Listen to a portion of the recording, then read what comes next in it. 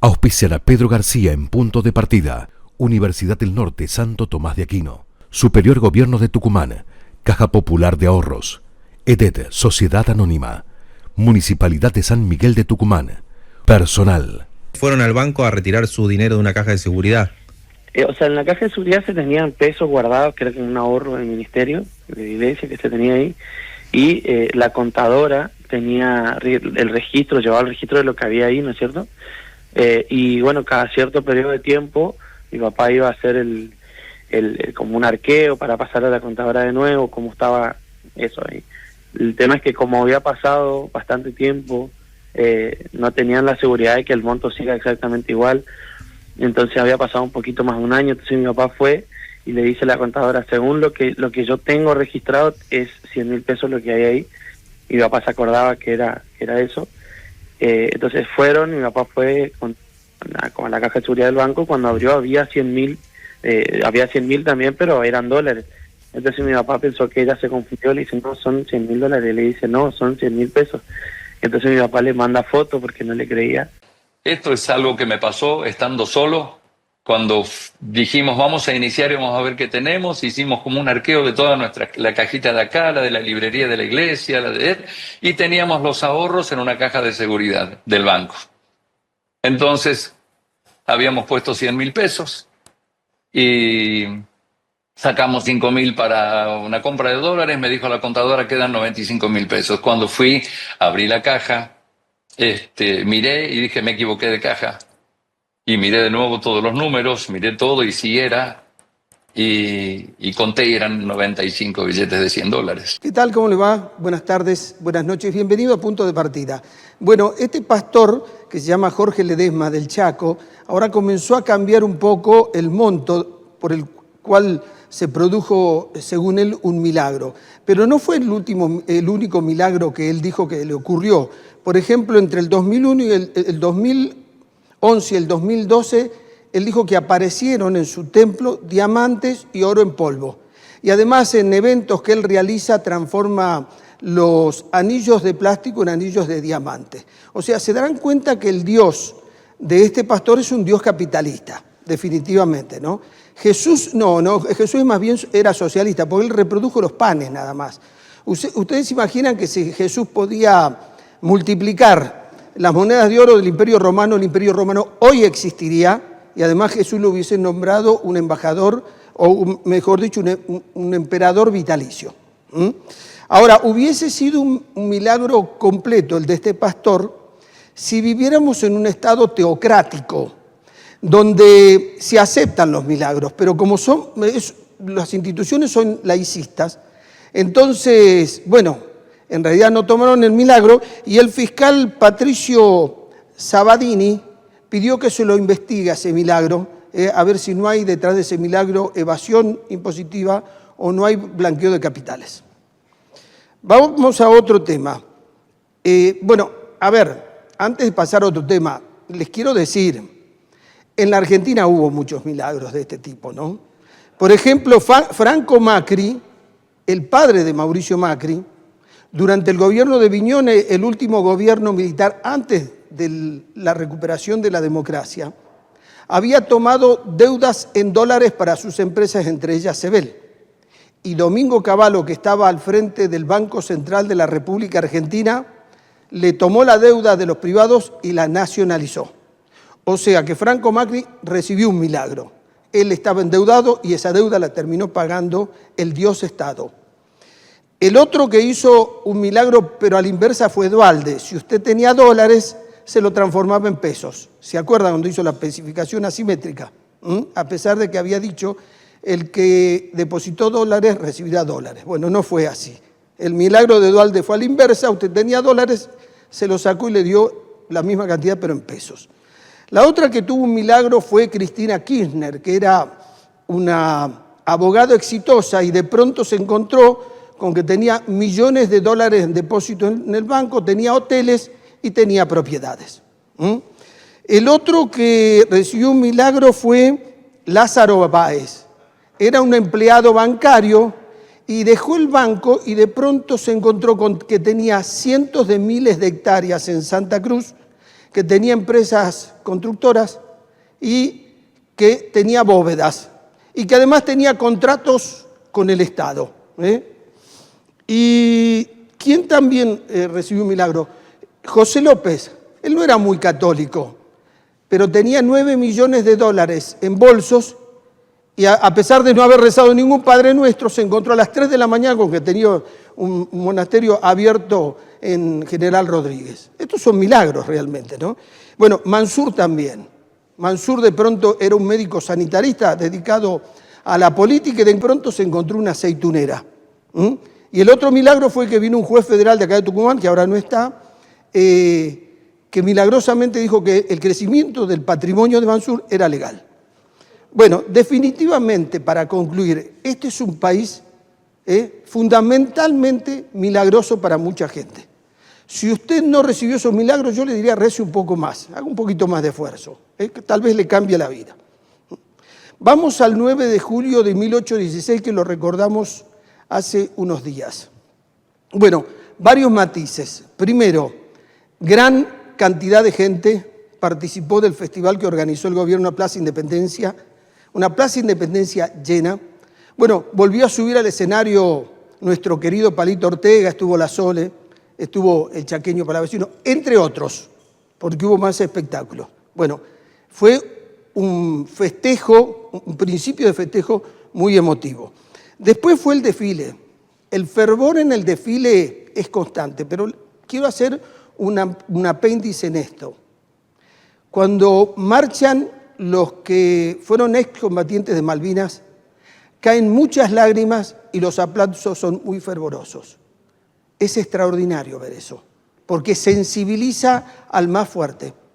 No fueron los únicos a los cuales se aplaudió, también a los brigadistas que trabajan cuidando el medio ambiente, pero lo de los veteranos de Malvinas, realmente sigamos manteniendo estas características. Además, repito, sigamos viviendo los desfiles con este fervor, porque ahí está la expresión de nuestra identidad nacional, de nuestra argentinidad. Lo otro que ocurrió el 9 de julio, bueno, Milei no vino, dijo que la niebla lo frenó, sin embargo, él tenía que venir el 8 de julio, ese día vino desde Buenos Aires la intendenta Rosana Chala porque lo hizo vía Ezeiza. Parece que al presidente no le explicaron que la concentración era de niebla, había un banco de niebla muy intenso en Aeroparque, pero no en Ezeiza. Bien. La que vino fue Victoria Villarroel, vino el 9 a la tarde sola, no la recibió ningún funcionario y estuvo recorriendo Casa Histórica y demostrando que ella sí viene y marcando una diferencia con el presidente de la Nación, para lo cual no es un buen mensaje para los mercados o para los inversores, que una vicepresidenta demuestre que tiene grandes diferencias con el presidente de la Nación, como tampoco lo era bueno que Julio Cobos sea opositor de Cristina Kirchner cuando Cristina era la presidenta y él era el vicepresidente, ¿no? Bueno, y el otro matiz que tuvo el 9 de julio fue el reencuentro entre el gobernador de la provincia Osvaldo Jaldo y el ex gobernador y actual senador Juan Mansur. Sorprendió a propios y extraños. ¿Cómo será? Volvamos al intendente Rosana Chala, que cuando hizo declaración dijo, me invitaron a entrar y cuando entré me sorprendí. Me gustó verlos juntos. Es por ahí, dijo. Es por ahí. Hablando que hay que lograr la unidad, que todavía no se ha comunicado. Bueno, hablamos de otro tema. La relación de Milei con los gobernadores. Hay un proceso de descomposición en esta relación que nos tiene a todos observando ese tema.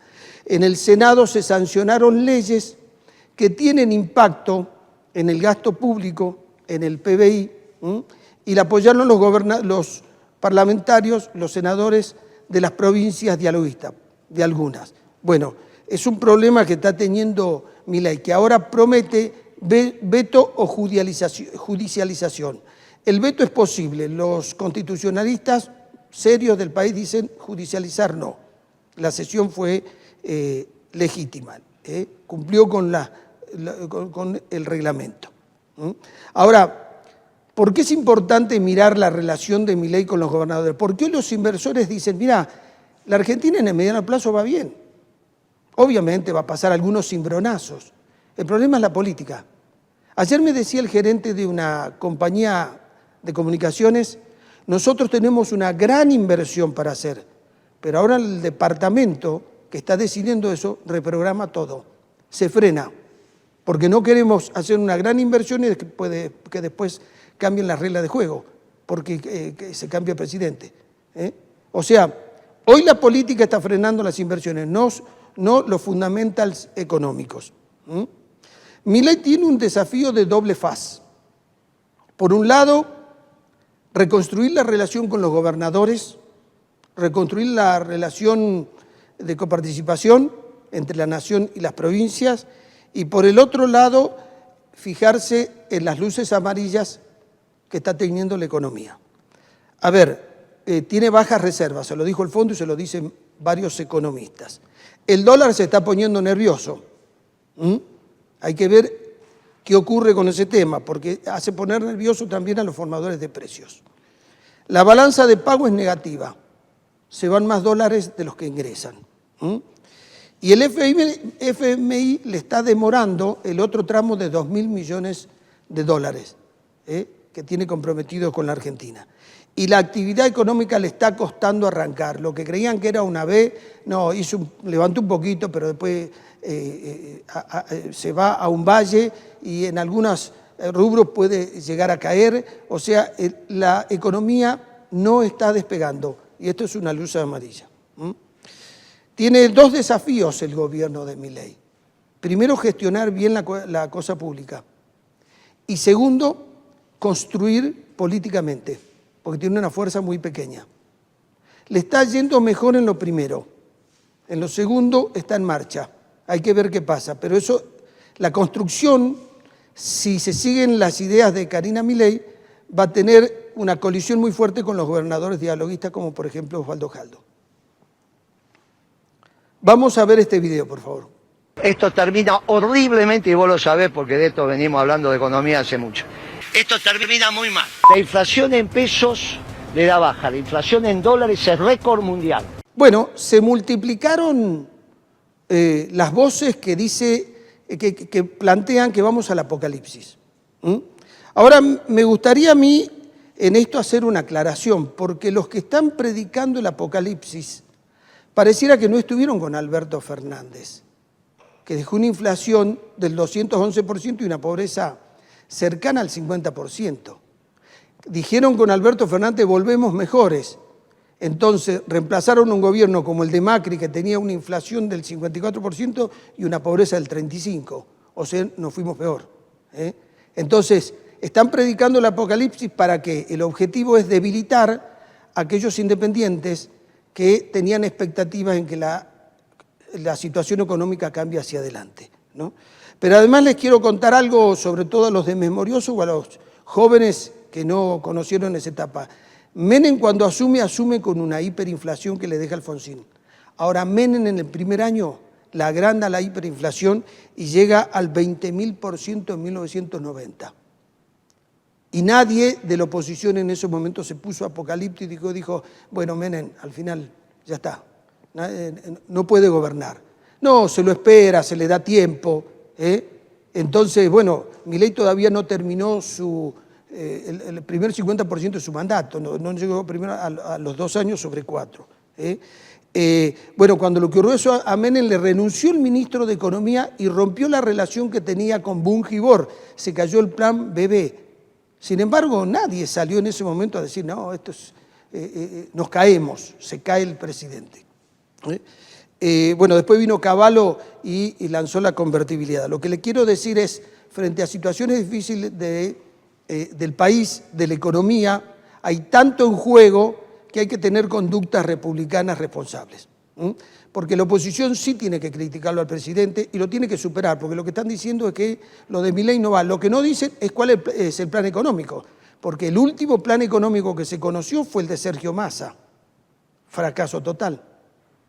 Entonces, esa es la parte que le falta a la oposición. Bueno, la Universidad Católica Argentina dio a conocer los datos sobre el tema de la pobreza de los niños. Es doloroso, es un escándalo moral que más de 4 millones de niños y adolescentes sufran lo que se llama la inseguridad alimentaria y que el 25% de esos niños se van a dormir sin comer. Se van a dormir sin comer. Bueno, esto es un escándalo moral para un país que es productor de alimentos y además para un país que desperdicia una cantidad de alimentos diarias enorme y que por falta de un sistema inteligente no se los puede aprovechar. Y quiero poner el ejemplo del Banco de Alimentos que estuvo en nuestro programa y nos contó. Se desperdicia mucho limón en Tucumán y no pueden utilizarlo a todo, y así muchos alimentos, que son los que tienen pronto vencimiento, un problema de packaging. Hay alimentos disponibles. Bueno, pero el primer responsable de esta situación es el gobierno, después la sociedad civil que debe acompañar. Pero Milei en esto se tiene que hacer cargo. Ellos dicen que bajaron la pobreza, pero bueno, estos datos duelen.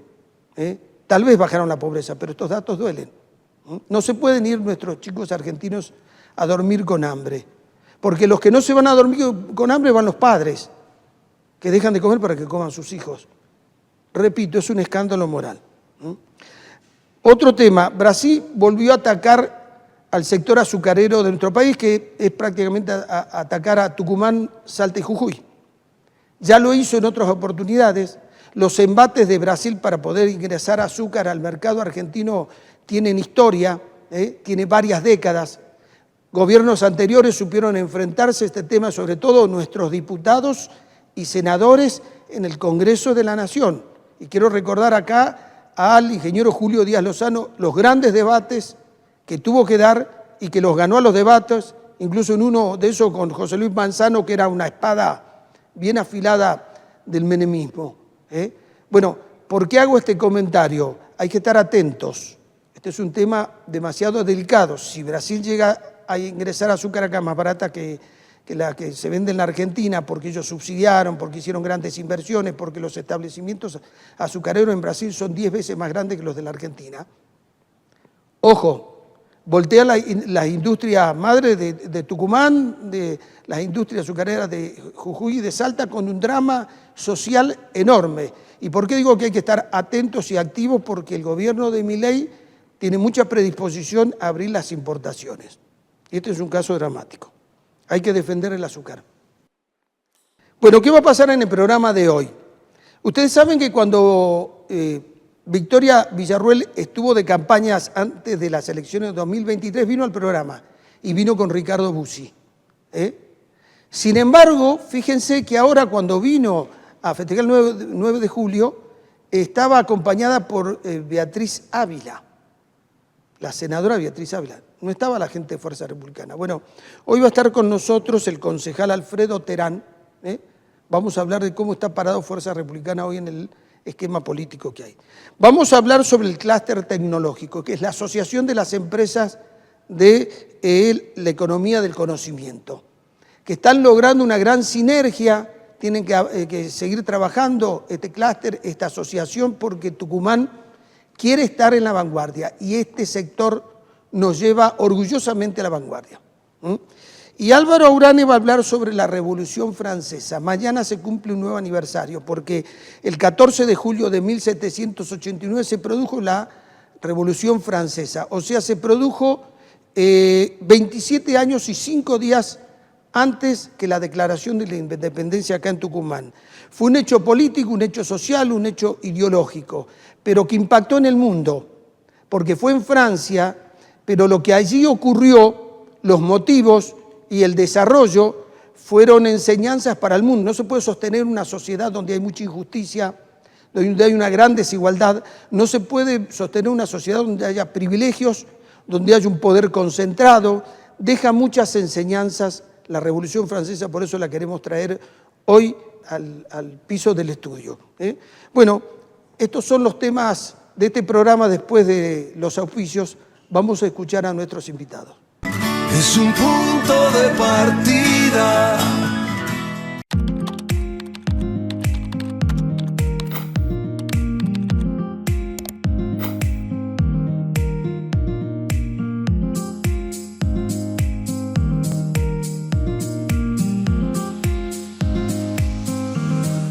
Este invierno, Tucumán es la casa de todos los argentinos.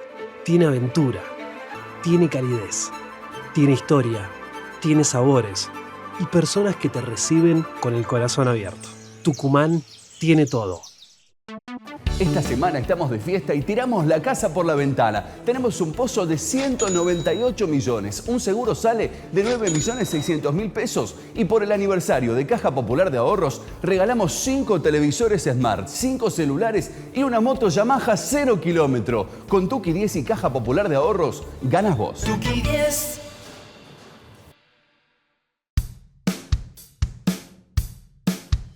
Queremos saludar a todos los argentinos, pero fundamentalmente a quienes hoy viven todos los días en esta bendita tierra de la provincia de Tucumán. Y hoy como argentino, pero como tucumano fundamentalmente de esta tierra, donde hemos dado el primer grito de libertad, queremos rendir homenaje a todos esos hombres y mujeres que dieron la vida para que hoy seamos libres, que dieron la vida para que seamos independientes, que dieron la vida para que hoy tengamos patria. Hoy hemos querido que el pueblo sea el verdadero protagonista, porque los verdaderos protagonistas de esta patria argentina es la gente, vivan donde vivan, dentro de la jurisdicción de nuestra querida República Argentina.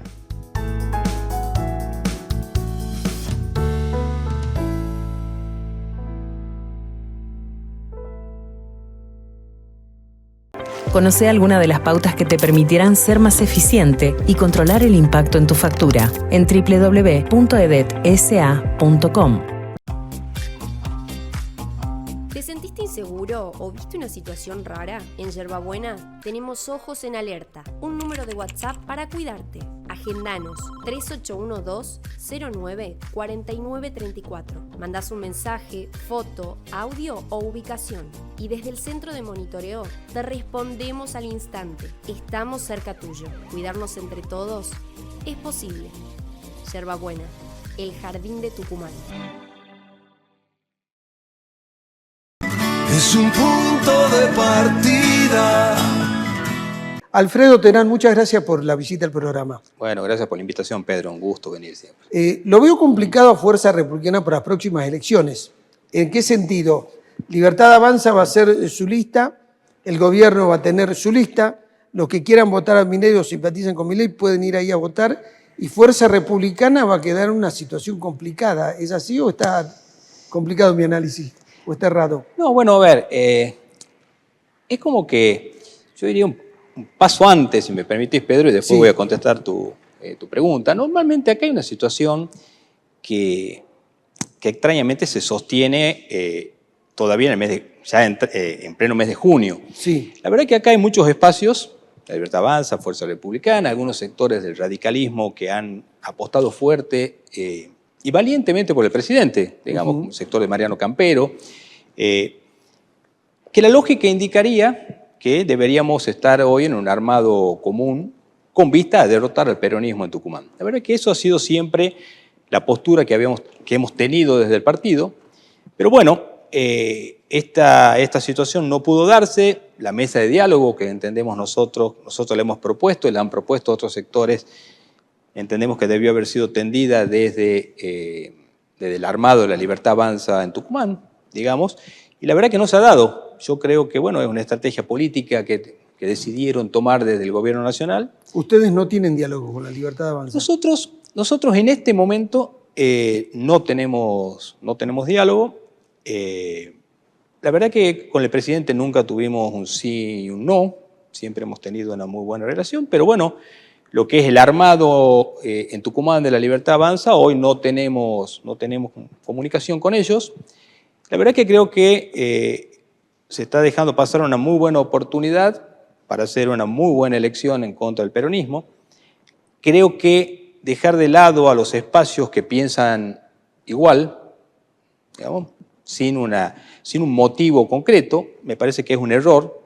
Creo que es minimizar al peronismo, es no entender cómo funciona el peronismo en las provincias. El peronismo es un aparato electoral muy fuerte, a pesar que vas con boleta única, lo que vos quieras, sigue siendo un aparato electoral muy fuerte y para hacer frente al peronismo necesitamos estar todos juntos. Eso ha sido siempre la postura nuestra, no se dio, creo que es equivocada la estrategia electoral desde ese punto de vista que ha planteado la Libertad Avanza. yendo a la pregunta tuya, nosotros seguramente vamos a ir con nuestra propuesta electoral. En ese sentido, la verdad que es difícil, es verdad, comparto con vos en el sentido de que es difícil a veces para todos los espacios que van a una elección y piensan muy parecido, porque las elecciones siempre uno intenta diferenciarse. Para nosotros diferenciarnos del peronismo es muy sencillo. Ahora, diferenciarnos de la Libertad Avanza sería algo forzado, por decirlo de alguna manera, con lo cual la lógica hubiese sido la que te decía recién. Claro, van a convencer al mismo electorado. Exactamente. Lo que yo sí creo, Pedro, es, y vos que sos un lector siempre de la actualidad tucumana, nosotros ¿qué tenemos para ofrecerle al electorado? Lo que nosotros tenemos para ofrecerle al electorado, vamos a ir con una lista republicana, tenemos para ofrecer al electorado el convencimiento de que las ideas que está llevando Javier Milei, sobre todo en temas económicos, nosotros lo venimos diciendo desde hace muchísimo tiempo, nosotros apoyamos a Milei, Pedro, y quiero que te acuerdes, que nos bulineaban. ¿Sí? En la política nosotros éramos los locos que apoyábamos al loco. Y la realidad hoy indica que, bueno, que todo el mundo quiere apoyar a Milei. Nosotros estamos convencidos que era el hombre indicado. ¿Qué te quiero decir con esto? Que nosotros somos absolutamente genuinos en nuestra postura. Entonces, el electorado que quiera llevar un diputado que realmente va a seguir adelante y va a apoyar las ideas económicas, de orden que plantea Javier Milei, tiene convencimiento que el diputado de Fuerza Republicana es un diputado de fierro en ese sentido. Porque nosotros lo hacíamos cuando era un problema hacerlo. No ahora que, bueno, ser amigo del presidente, digamos, es más fácil, ¿no? Claro, después que ganó las elecciones todo se hizo más fácil. Es más fácil. Entonces, con esto quiero hablar de nosotros, no me gusta entrar a hablar del resto, pero hablando de nosotros, nosotros podemos dar ese valor extra al electorado, que creo que el electorado, entendemos, podría tomar en cuenta, y creo que seguramente nosotros iremos con nuestra postura electoral en ese sentido. Alfredo, tienen un antecedente que los incomoda, que es Gerardo Huesen, que era de Fuerza Republicana, se pasó al bloque libertario y lo desconoce ya el partido. Me imagino que con usted no tiene relación porque lo veo en todo acto que hace la Libertad Avanza de Tucumán, lo veo a él. Mira, Pedro, el tema de Gerardo, a mí realmente un tema que me dolió. Te lo voy a hacer con total sinceridad porque yo siempre tuve una muy buena relación con Gerardo. Nosotros la verdad que siempre veníamos apoyando, como te digo, en este entendimiento de la Libertad Avanza, sobre todo las declaraciones posteriores de Gerardo, donde él mismo se desdice de cuestiones que dijo 10 días antes. 10 días antes de irse, decía que Ricardo tenía que encabezar el espacio de derecha en Tucumán y después dijo que había terminado su carrera política una semana después. Bueno, eso tendrá que explicarlo el diputado Huesen, no bueno, yo. Tenemos que aclarar algo. Él llega al Congreso de la Nación formando parte de la boleta de Fuerza Republicana. Pero además llega al Congreso de la Nación formando parte de la boleta de Fuerza Republicana y por renuncia de Ricardo Busse a su banca de si él está ocupando la banca para la cual había sido elegido Ricardo. Entonces, pero bueno, esas son cuestiones que Gerardo tendrá que explicar él, digamos, ¿no? Está bien, ahora hay que ver para adelante. Vos Nosotros estamos viendo para adelante, el partido está trabajando, nosotros seguimos con un armado en toda la provincia y seguramente, bueno, estas elecciones, con las dificultades que conlleva estas elecciones, nosotros seguramente vamos a ir a las elecciones llevando la mejor propuesta que tenemos, ¿no? La boleta única le saca muchos gastos a los partidos. Sí, yo creo que la boleta única ha sido una gran cosa, un gran avance. Primero porque te da más transparencia y segundo porque, como vos bien dices, Pedro, te permite ponerte en igualdad de condiciones a la hora de participar. La verdad que es muy costoso ir a una elección. Entonces tiene por un lado el tema del costo, te permite fiscalizar más, es más fácil la fiscalización o por lo menos te da más transparencia. Se necesitan menos fiscales. Menos fiscales, entonces sin lugar a dudas nos pone con mayor posibilidades electorales, ¿no? Bien, Alfredo, muchas gracias. Muchas gracias, Pedro. Ya volvemos. Es un punto de partida.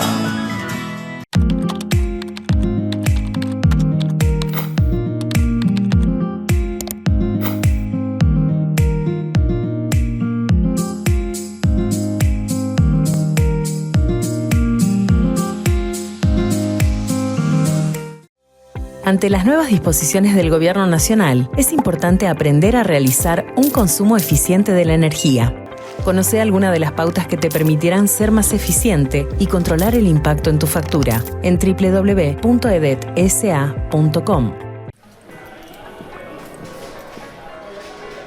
Che, ¿hay limón? Amigo, estamos en Tafí Viejo. ¿Sabes cómo le dicen a esta ciudad? La capital del limón. La ciudad de las flores. Cuna de artesano. Y acá en el mercado está todo. Hay comida, hay música, hay arte. Y todo hecho por nuestras manos.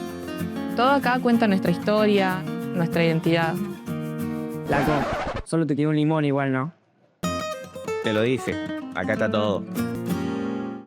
Legislar es escuchar, es transformar una necesidad en un derecho. En Tucumán, más de 1000 acompañantes terapéuticos brindan contención a personas en situaciones de vulnerabilidad. Hoy su labor cuenta con un marco legal.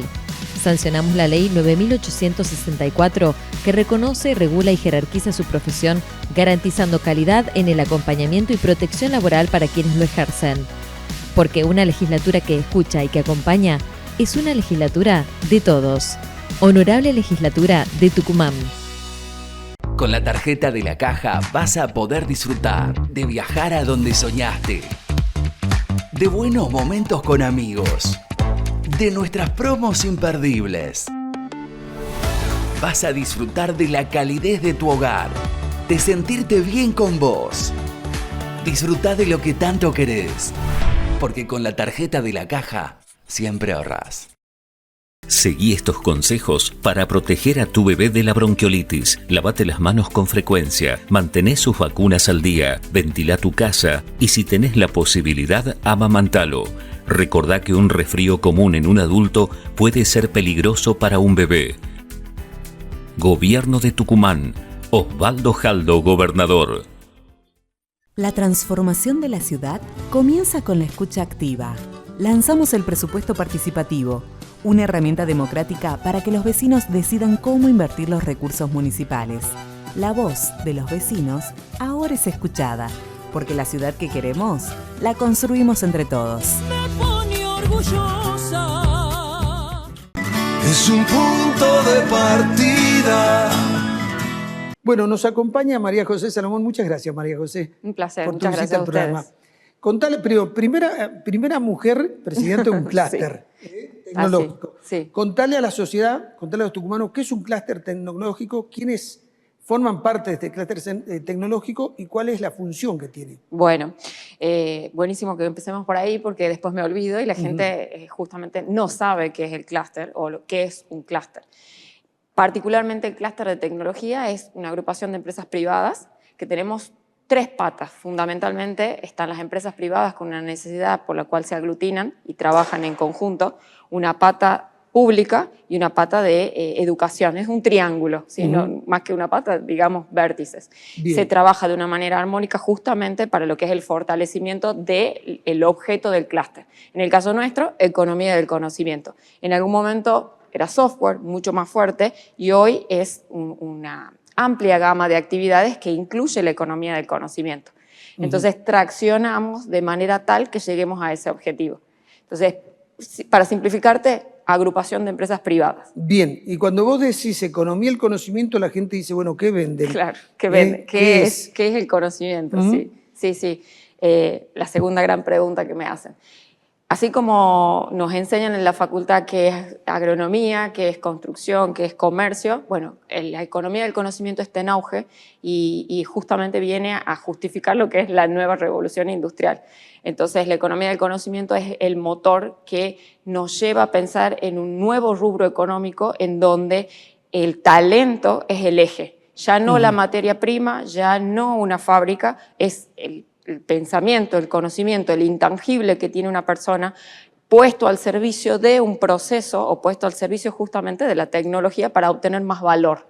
¿Sí? Eso es la economía del conocimiento. Claro, es el problema que tenemos. Nos hemos movido en el mundo con lo tangible. Exacto. Y ahora vamos a lo intangible. Exacto, exactamente. Ahora, ustedes hablan de formación de talento. Sí. ¿Cómo enfrentan ese desafío que tienen? ¿Qué es formación de talento? ¿Cómo lo llevan a cabo? Bueno, justamente el desafío del clúster, uno de los pilares de las verticales en las cuales trabajamos es en la educación, pensando que la generación de talento hoy tiene que arrancar desde muy temprana edad hasta una formación profesional. O sea, pasando por los distintos niveles educativos, desde el primario, el secundario y hasta llegar a una formación profesional.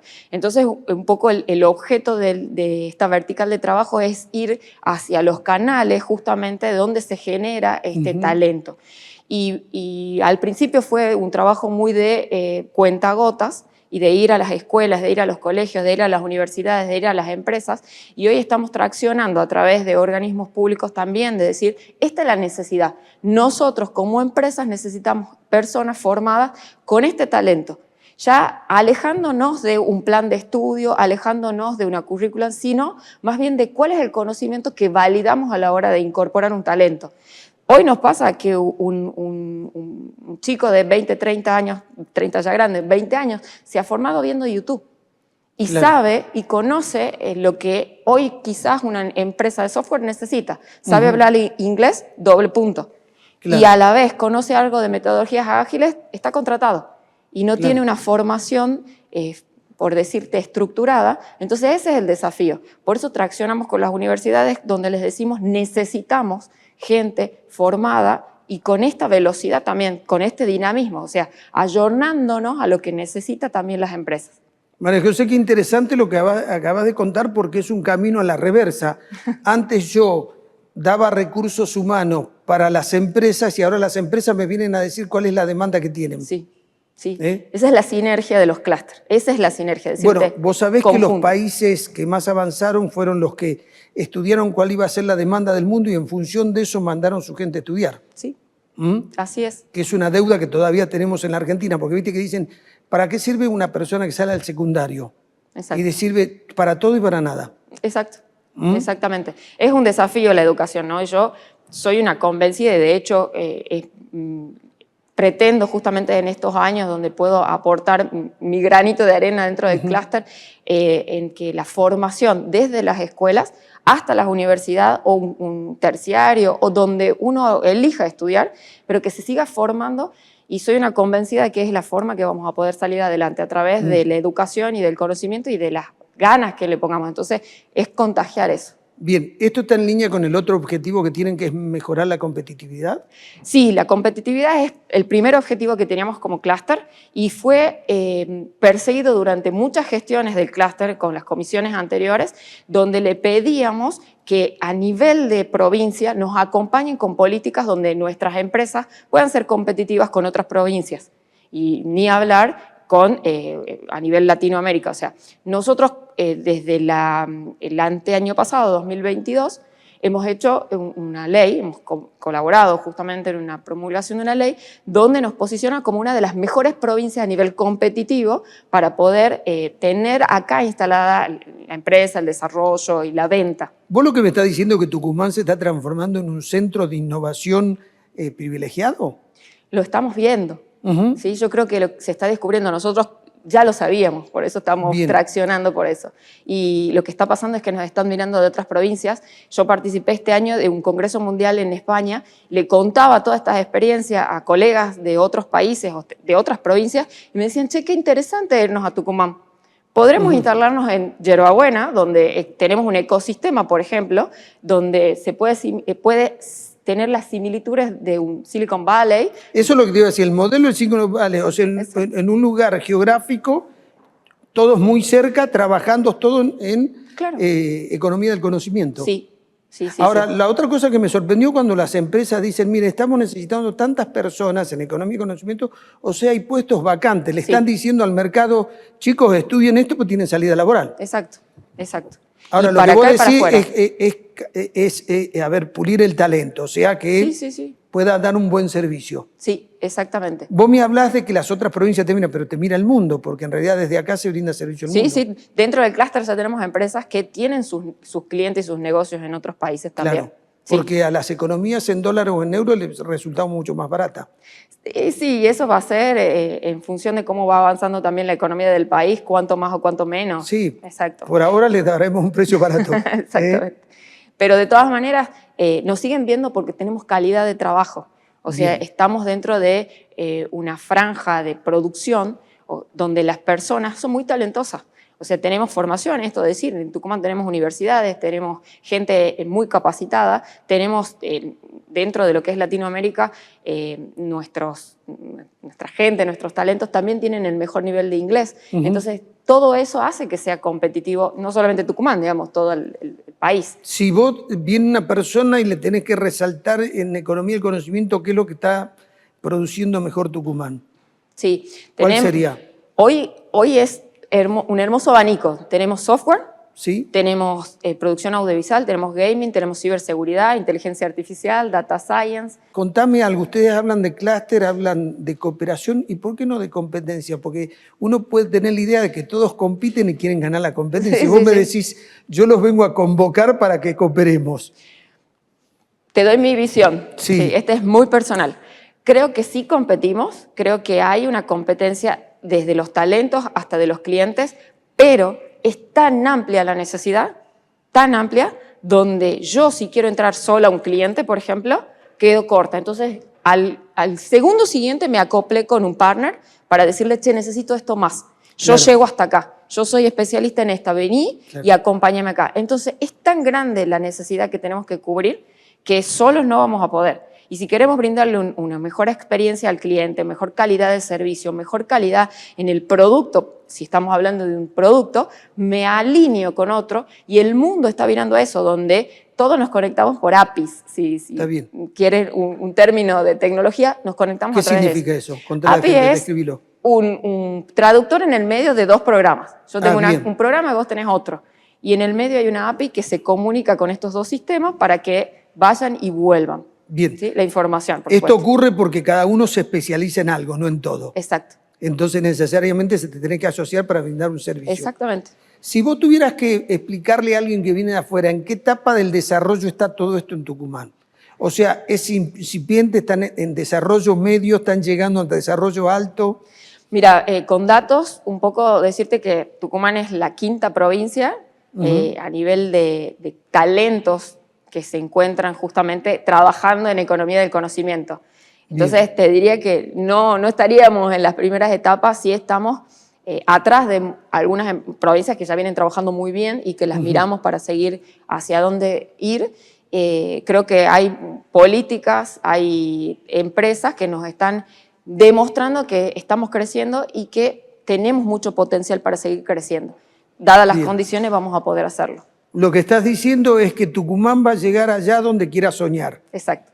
Que no hay nada predeterminado. Sí, exactamente. Bueno, María José, ha sido un gusto conversar con una de las talentosas que nos prometen que vamos a tener un pequeño Silicon Valley en Tucumán. Así es. Así que fascinante todo este sector que tiene un potencial enorme. Así es, así es. Muchas gracias a ustedes. Bueno, ya volvemos. Es un punto de partida.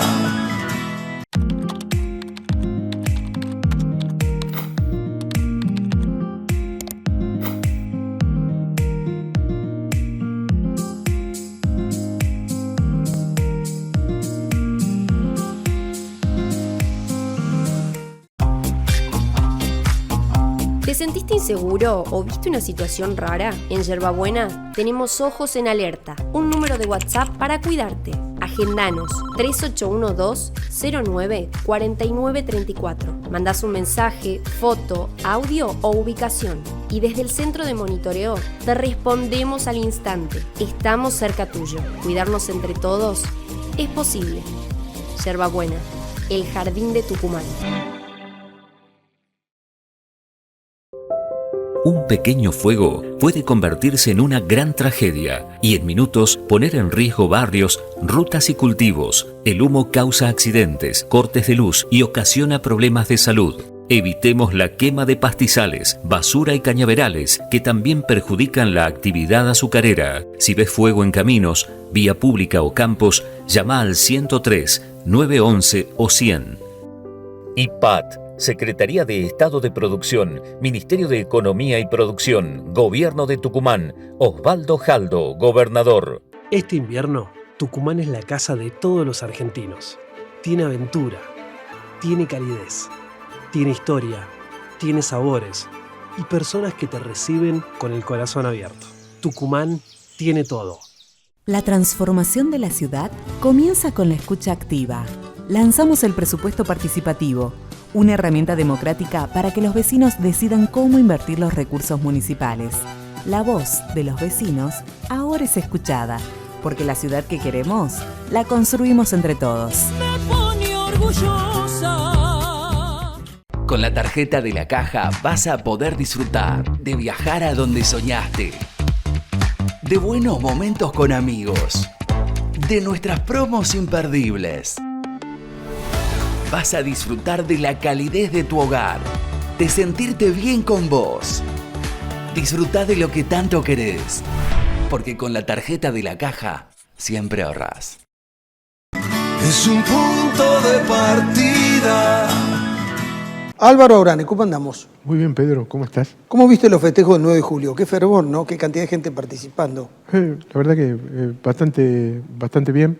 Sí, me parece que una cuestión que hay que resolver es la cuestión del acceso a la casa histórica, ¿no? Porque la víspera del 9 de julio es una celebración espontánea. La gente, motu propio, empezó a ir ahí el 8 a la medianoche a cantar el himno. Sí. Y ahora, como Milei parece que no puede venir los 9, sino que tiene que venir el día antes, la gente se está quedando sin solar patrio para ir a celebrarlo. Por lo demás, me parece que fue una fiesta a lo grande. Sí, no es un detalle menor porque es una fiesta que la lleva uno en el alma, ¿no? Por supuesto. Quiere ir a celebrar esa gloria de lo que ocurrió. Además es una festividad no castrense. Claro. ¿No? Para nuestro calendario está atravesado de fechas castrenses, batallas y guerras y demás. Esta es una fiesta absolutamente civil y fundacional de la patria. Entonces, con más razón, digamos, esa casa que es de todos los argentinos debería tener libre acceso. Libre acceso. Ahí. Bien.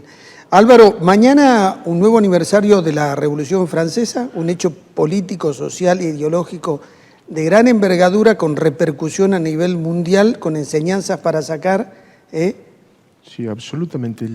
El Día Nacional de Francia, claro, para que nosotros nos ubiquemos, el Día Nacional de Francia se conmemora por el 14 de julio de 1789.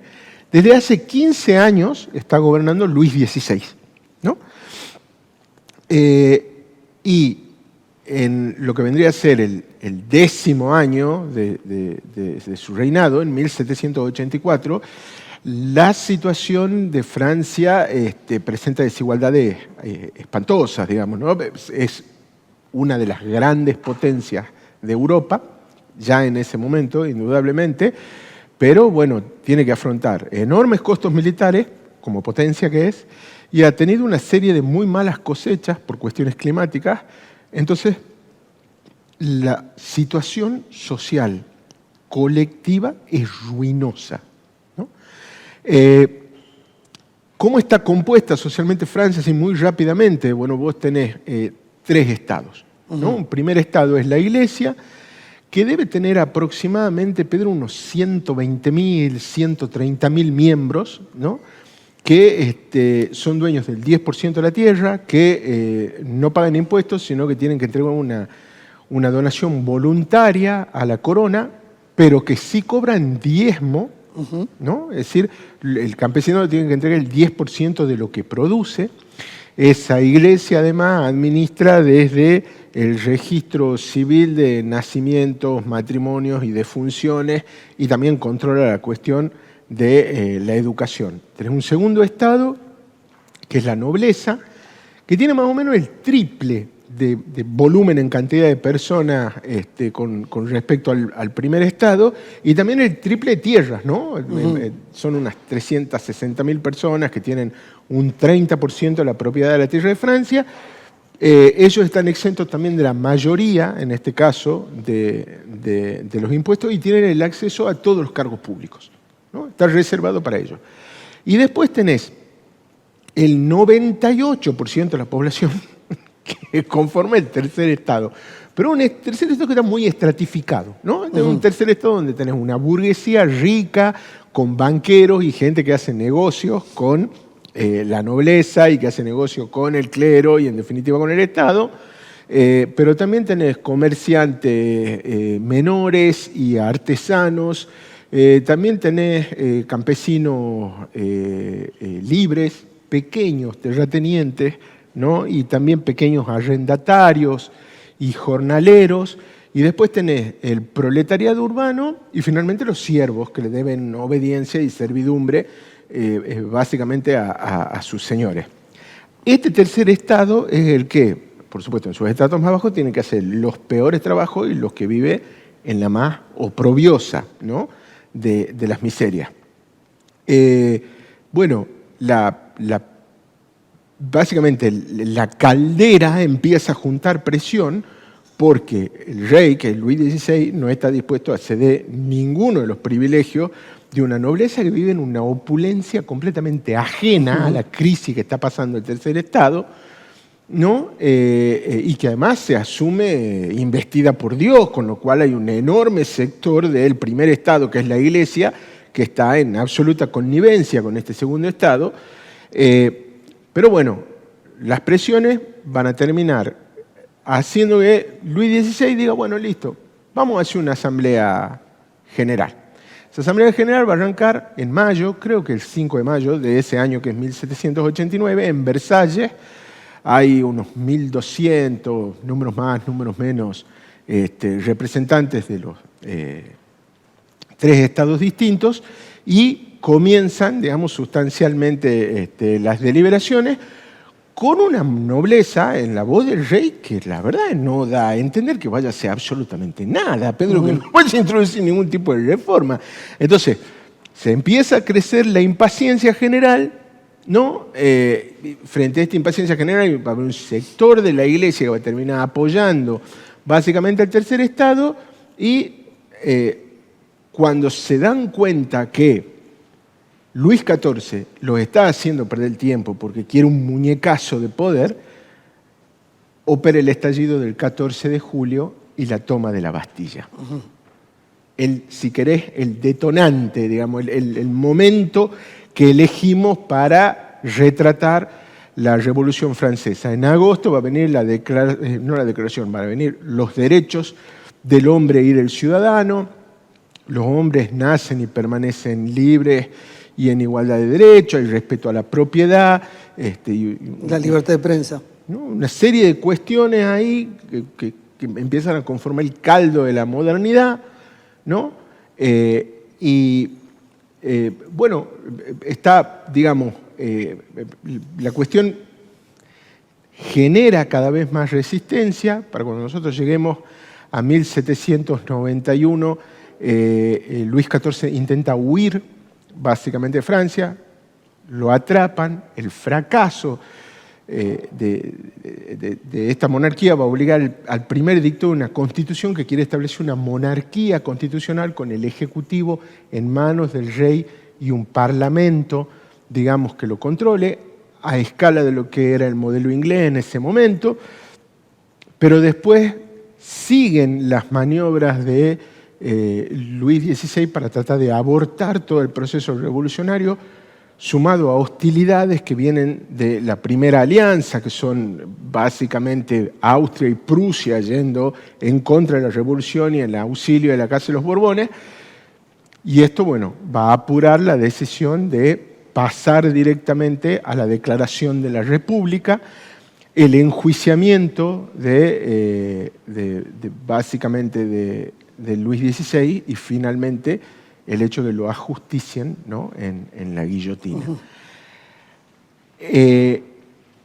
1792, considero el año 1, si vos querés, ¿no? Precisamente porque es el año de la República, y el año 2, que es 1793, es el año del terror.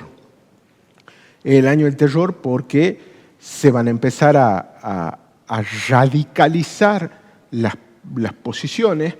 Vos adentro tenés girondinos, que son, si querés, burgueses atemperados, tenés los sans-culottes, digamos, que es el pueblo más pobre, digamos, que la verdad es difícil describirlo o a los moderados o a los radicalizados porque van y vienen en sus posturas, y tenés los jacobinos, que lo que quieren son los que van a instaurar básicamente el terror a partir del año 2, digamos, en 1793, y de ese terror, Pedro, yo te prometo que nosotros no tenemos registros, entre otras cosas porque son registros que anulan toda idea de romanticismo, ¿no? Respecto de lo que ha sido la Revolución Francesa.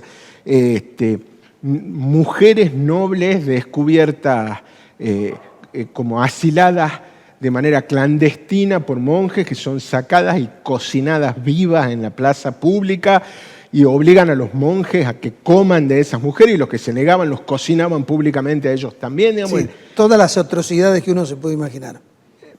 Lo cual, digamos, genera dos cuestiones, ¿no? La primera, que una lectura que nosotros teníamos cuando charlábamos sobre esto, esta lectura que hace Foucault, ¿no? en su seminario que se llama Los Anormales, cuando Foucault dice, bueno, señores, toda novela de terror es una novela política, ¿no? Es decir, lo que nosotros vamos a ver en la Revolución Francesa es el terror de la anarquía. Es Frankenstein, ¿no? Un monstruo hecho de retazo de seres humanos anónimos que lo que busca es la destrucción. Frankenstein es el monstruo de la destrucción. La contracara es Drácula, que es el monstruo del poder absoluto, ¿no? Ese monstruo es un noble y ese monstruo no quiere la destrucción, quiere el control absoluto de todo cuanto esté vivo, digamos, y todo lo que no esté vivo también, ¿no? Entonces, lo que estamos viendo, ¿no? Son básicamente los barquinazos entre una novela de terror y otra, entre un extremo político y el otro extremo. Lo segundo que queda de la lectura de la Revolución Francesa es una cuestión que la historiografía todavía discute, porque es como que vos tenés dos grandes grupos de intelectualidad a la vuelta de la Revolución Francesa. Los partidarios de 1789, que son esos partidarios que dicen, bueno, ahí hay un germen de cambio, el origen básicamente de la contemporaneidad, de un mundo nuevo que nace básicamente del reclamo de la igualdad, y después tenés un segundo núcleo de intelectualidad, el de los partidarios de 1793, que dicen no hay revolución sin violencia, no hay revolución sin terror, ¿no? Esa discusión me parece que está completamente irresuelta. ¿Qué lecturas nos quedan a nosotros de Se nos acaba el tiempo, ¿no? ¿Qué lecturas nos quedan de la Revolución Francesa? Un triunfo y un fracaso. El triunfo es que básicamente podemos generar cambios y que esos cambios se pueden generar desde el Estado, ¿no? Es una primera, y que vale la pena, digamos, la aventura de fundar lo nuevo sin saber exactamente hacia dónde se va. El fracaso, los pueblos no pueden divorciarse de su pasado. De algún lado venimos, y con ese venimos no hay corte. Así es. Clarito, Álvaro, muchas gracias. A vos, Pedro. Nos vemos la próxima semana. Auspiciaron a Pedro García en Punto de Partida. Universidad del Norte Santo Tomás de Aquino. Superior Gobierno de Tucumán. Caja Popular de Ahorros. EDET Sociedad Anónima. Municipalidad de San Miguel de Tucumán. Personal. Porque